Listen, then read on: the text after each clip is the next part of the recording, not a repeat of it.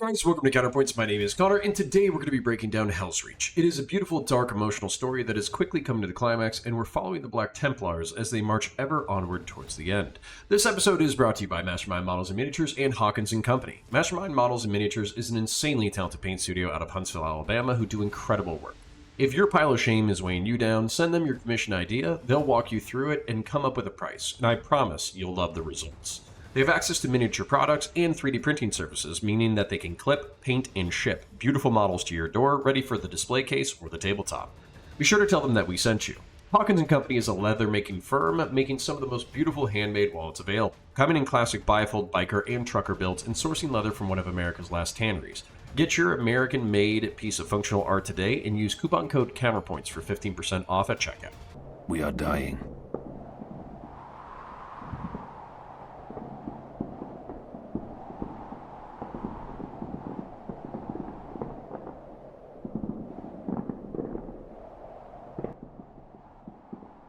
Cador. Ambush along enemy-controlled portions of Hell's Highway. Gene seed recovered. The 36th day. 36 days of grueling siege. Almost half of Helsreach gone. Lost to smoke and flame in bitter, galling defeat.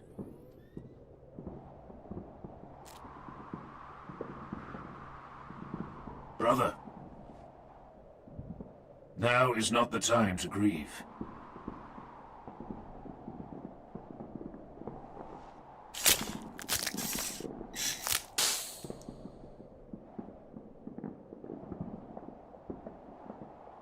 It is done.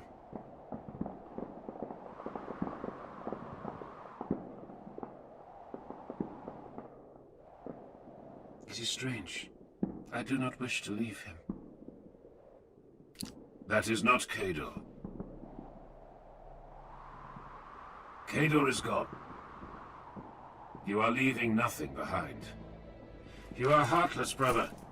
Even for one who wears the black, that is a cold thing to say.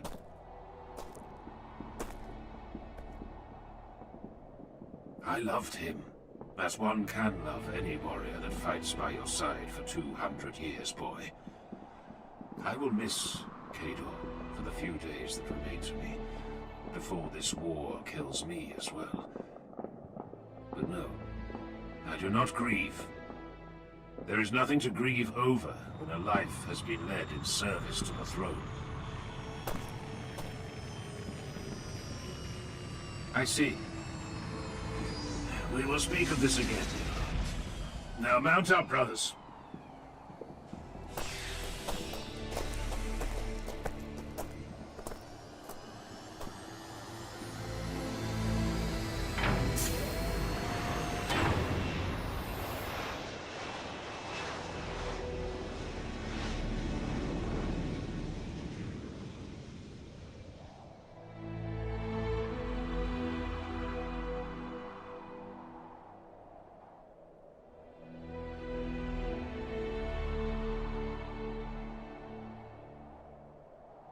The fact the Astartes have been in 36 days of continuous warfare, presumably killing dozens or hundreds of orcs daily, and it has taken them this long to lose one of their own, is testament to their power in the 40th millennium. There's all sorts of power scales in Warhammer media. On the tabletop, it might take 1 or 2 rounds of orc boys to smash a squad of marines, whereas in books and cinematics, Astartes are seen killing hundreds, if not thousands of opponents before finally being brought down. It is one of the cruel ironies of an Astartes life that you are biologically immortal, capable of killing the strongest enemies in the galaxy, but because your life is unending war, it is a guarantee that fate will catch up with you, and you will fall in battle, as Cador, the most elder brother of Squad Grimaldus, has done. Nerevar is recovering Cador's gene seed, the progenoid gland that is capable of creating new Astartes. The cool detail of gene seed is that it carries the genetic memories of all its bearers, good and bad. So while a gene seed might start as a pure strain of a Primarch's genetics primed to combine with an adolescent human male, generations into the process, an aspirant marine might receive centuries of muscle memory, close calls, and lessons learned from lost brothers. This can both be good and bad, because it can give neophyte Marines reflexes whose origins they don't fully understand, but can also degrade the gene seed quality over time. As an example of gene seed degradation, the Imperial Fists have largely lost the Belcher's gland, the Astartes enhancement that allows them to eat nearly indigestible sources of nutrition, and for them to turn their spit into an improvised weapon capable of wounding or blinding enemies with acid. Nerevar is mourning Cador, but Grimaldus puts a pin in it, saying that the corpse they are leaving behind is not Cador. Cador is gone, and has died in the best way possible, in service of the God Emperor of mankind. Grimaldus is trying to move the squad on from this loss so they can remain combat effective, even if they are on the verge of the same fate. This is contrasted with a more modern notion of no man left behind, where the American military in particular will expend tremendous amounts of effort to recover their dead, even risking the lives of more members. This cultural ritual is particularly well documented in the film Black Hawk Down, but I'm actually more sympathetic to Grimaldus' worldview. My rationale when I was in the service was if I'm dead, my soul is gone, either into oblivion or to my god. Do not kill more men to recover my remains. I will not be around to appreciate your efforts, and I don't want any more people suffering on my behalf. That being said, I personally wouldn't leave the armor behind to be pillaged by orcs, but I do understand this is an artistic choice to keep the animation simple. His death. Does it trouble you? I do not wish to speak of this, Primus. He did not die well. I said I have no desire to speak of this, brother. Leave me be. Well, I only say this because if I were as close to him as you were, it would have grieved me also. He died badly. An ugly, ugly death. He killed several before he fell. He did. But his death wound was in the back. That would shame me beyond measure. Primus, leave me alone.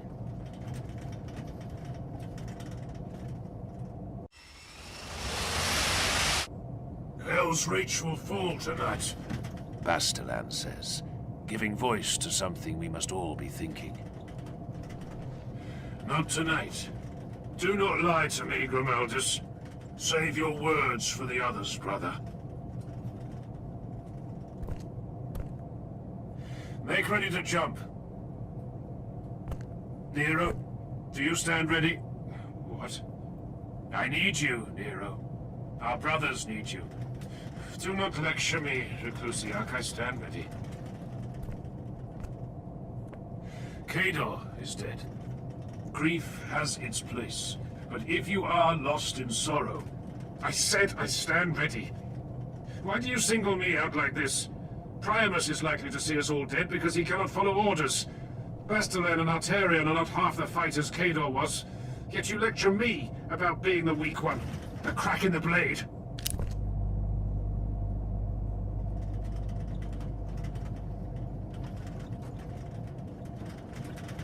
Bitterness is taking root within you, brother.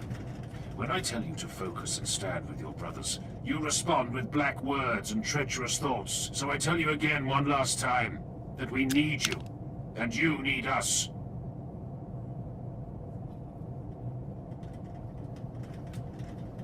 Yes, Reclusiac. My brothers, forgive me. My humors are unbalanced, and my mind has been adrift. A mind without purpose will walk in dark places. It is fine, Nero. I miss him just as you do.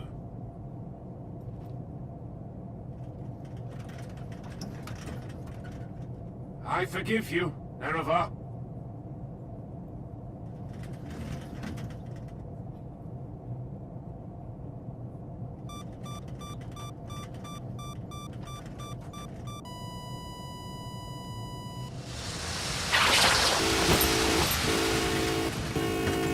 Incoming missiles!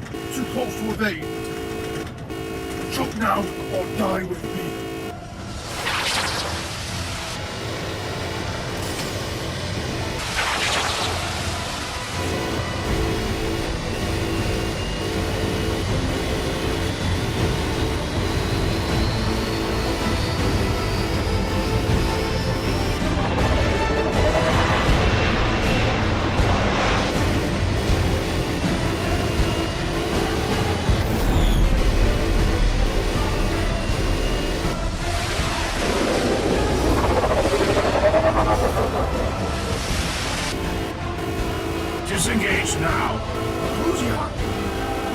There is no need to die here.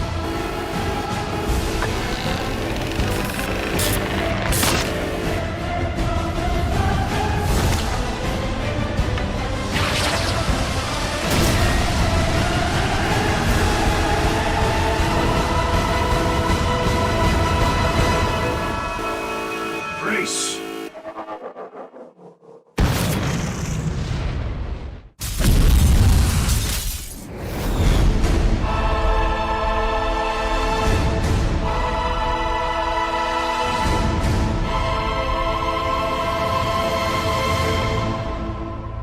We saw that, Helsreach. Dawn's blood, we all saw it.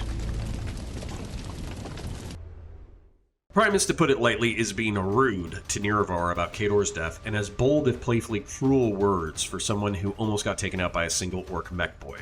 Bastilin, normally the most optimistic of the group, is sour, believing the city will fall that night, which is a sign of just how precarious their position is. If the most upbeat of your members is starting to snap, then the pressure is certainly mounting.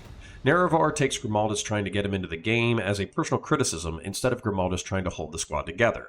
To wake him up, Grimaldus threatens him with summary execution, which as a chaplain is well within his rights, but instead begs Nerevar to rally so the squad can operate. Each member is reliant on the other to maximize their chances of survival, even if the battle will ultimately be lost. Primus says, "I forgive you," in the wake of the drama, because he's a smartass. The anti-air missiles targeting the Thunderhawk are way too accurate to be orc in design, and so my headcanon is the orcs have taken the anti-air batteries in a different sector of the city and are trying to bring down the Thunderhawk. Normally, the move would be to break for the sky, but if the mission is to get Squad Grimaldus to their destination, and if climbing opens them up to more fire, then the pilot's attempt at sacrifice makes more sense. Grimaldus saves the pilot, and it impresses his squad. Unfortunately for the pilot, there's no cool way to get carried like a baby by a chaplain in a jump pack. Just to get into actual lore, the dropship scene in the series is known as a Thunderhawk. During the Unification Wars on Holy Terra, the Emperor's forces used a dropship known as the Skylance. As they conquered the planet, they brought the Edenic bloc into the fold, who provided the iconic Stormbird transport. This ship was seen as strong, robust, and was capable of transporting more than 50 Marines into battle, or able to carry a mix of armored transports and dreadnoughts along with the Marines as a combined arms task force. During the later stages of the Great Crusade, the Thunderhawk made its appearance. While smaller and with less capacity than the Stormbird, it was manufactured in incredible quantities, giving more deployment flexibility to the legions. The comparative ease in manufacturing pushed it into being the workhorse of Loyalist and Traitor forces. As a result, a few Stormbirds survive into the 40th millennium, while the Thunderhawk is still widely available and in production for both Loyalist and Chaos forces. It is substantively smaller, but still boasts an impressive cargo capacity of 30 Marines, and it has advanced avionics, electronics, and weaponry.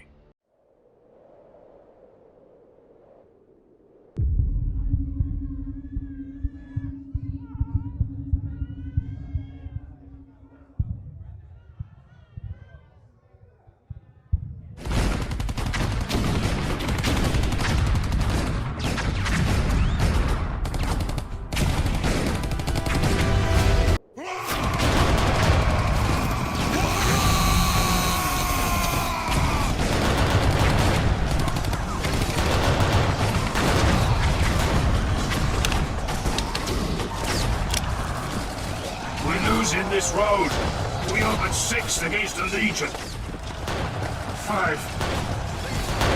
Khador is dead. Forgive me, brother.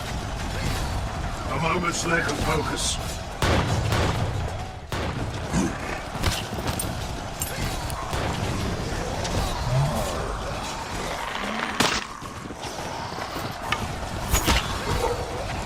Get up!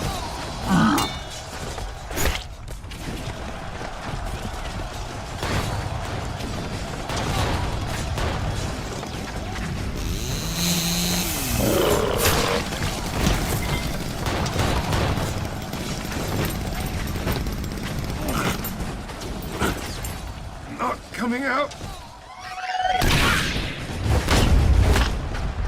In the name of the Emperor, stand and fight, or we all die.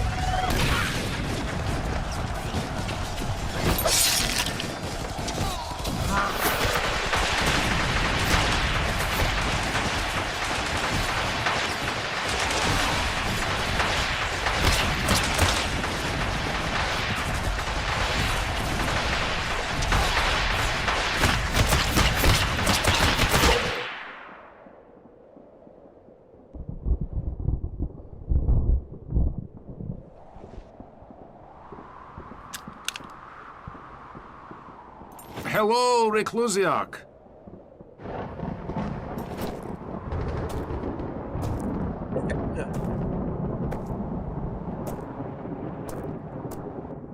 You have the thanks of the Black Templars, Stormtrooper. It was good timing, I think. What is your name? Trooper Andre, 703rd Steel Legion Stormtrooper Division, sir. It is good to see you on the field. Courage such as yours belongs at the vanguard. Thank you, Helsreach. I will remember your names and deeds this day. All of you. Helsreach may burn, but this war is not lost. I am very honored, Helsreach, as are these handsome and fine gentlemen with me. But if you could tell my captain about this, I would be even happier. It will be done, Trooper Andre. You have my word. I am hopeful this will also impress the lady I intend to marry. Yes. Good.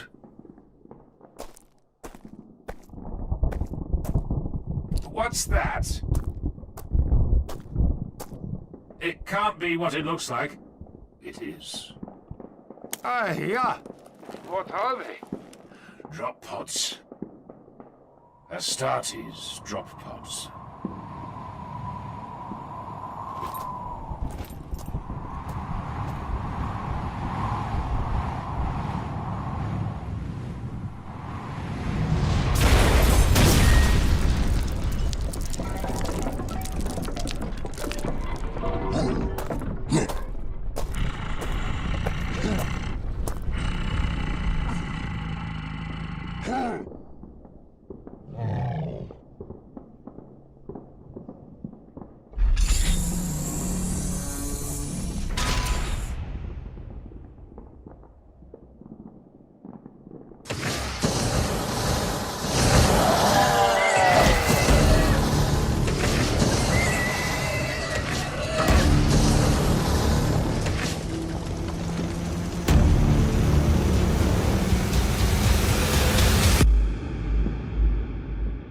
I am honored to fight at your side, Helsreach Grimaldus.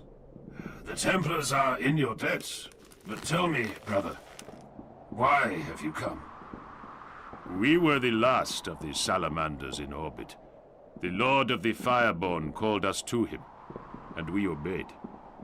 Master Tushan, may the Emperor continue to favor him, fights far from here, brother.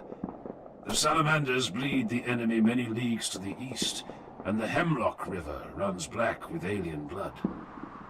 The salamanders were not blind to your plight, honored Helsreach.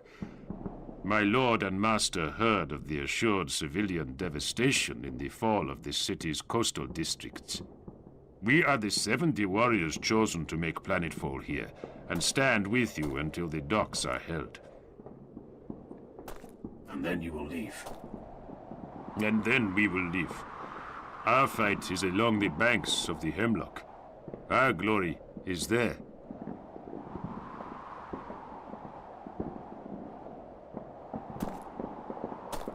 This city, it smells like home.